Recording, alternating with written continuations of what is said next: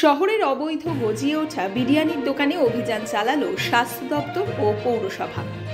এদিন অভিযানের সময় আধিকারিকদের প্রায় চক্ষু চড়ক গাছ। বিরিয়ানির দোকানের যা অবস্থা সেটা দেখেই অস্বাস্থ্যকরভাবেই দোকান এবং কারখানা চালাচ্ছে দোকানের কর্মীরা এবং মালিকেরা। প্রায় প্রত্যেকটি দোকানে গিয়ে দেখা গেল বহুদিনের পুরনো মাংস ফ্রিজে জমা করে রাখা আছে। পাশাপাশি যে ফুড কালার বিরিয়ানিতে দেওয়া হচ্ছে সেটাও অস্বাস্থ্যকর বলেই দাবি ফুড সেফটি অফিসারের। এদিন বেশ কয়েকটি বিরিয়ানির দোকান বন্ধ করে দেওয়া হয় এবং পরবর্তীতে তাদের সরকারি অফিসে গিয়ে দেখা করার কথাও বলা হয়। ঘটনাটি ঘটেছে কোচবিহার জেলার দিনহাটা শহরে।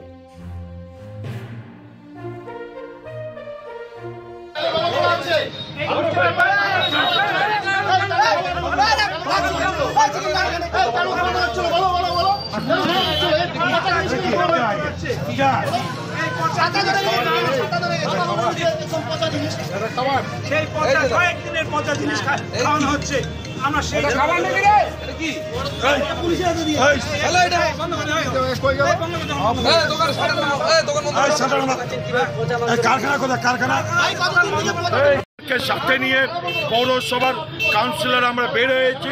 আমাদের কাছে কাল বিগত 2-3 দিন ধরে বিভিন্ন মহল থেকে অভিযোগ আছে এই বিরিয়ানি দোকান নিয়ে। আমরা সকাল থেকে বের হয়েছি, সব বিরিয়ানির দোকান বন্ধ করে দিচ্ছি। এতে কাগজপত্র কী আছে কালকে অফিসার আমরা দেখবো, স্যাম্পল চেকিং করছে, যার যেখানে ইয়ে আছে তখন সমস্ত বিরিয়ানি দোকান বন্ধ থাকবে। একদম দোকানে দেখা গেল পচা মাংস ভাঙ্গাস করে গেছে।